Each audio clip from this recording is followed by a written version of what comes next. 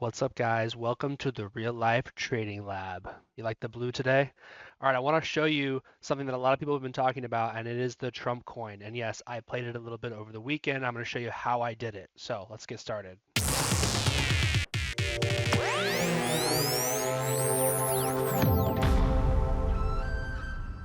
Okay, so you'll see on my screen here, I got the Trump coin on the 1 hour time frame.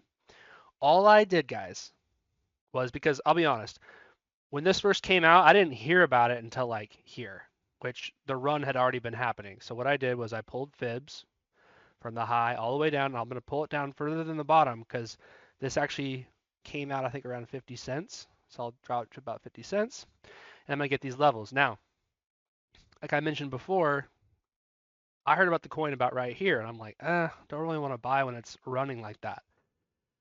So when something runs a lot like this and you draw fibs, like I just did, a lot of times it'll bounce off these three, the 618, the 50, and the 382. So all I did was when it simply came down, I bought a little bit right there and a little bit right there. So my average was somewhere in here. And then I rode it back up to the 786. So I exited the position right here. Then we rolled over. I ignored buying off the 618 and the 50 this time because I already did it back here, but I did buy off the 382 and I rode it back up just one rung up there to about 40, but it looks like it might even want to go back up into here, 50. So anyways, ended up making just shy of about $1,000. Here's a screenshot of my P&L I took while I was in the trade. Yes, I was trading perpetual futures on Blowfin, but we'll save that for another video.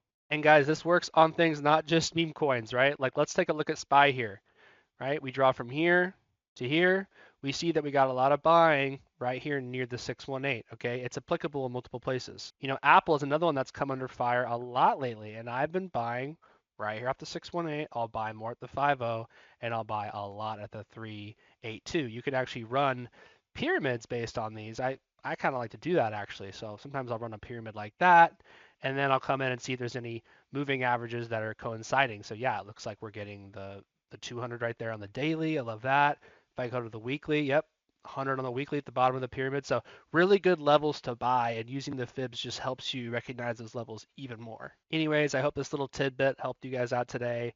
Fibs are really cool. This is just kind of scratching the surface of how to play Fibonacci and everything, but definitely check it out. We have tons of videos on Fibonacci. Search our page, and I'll see you guys next week.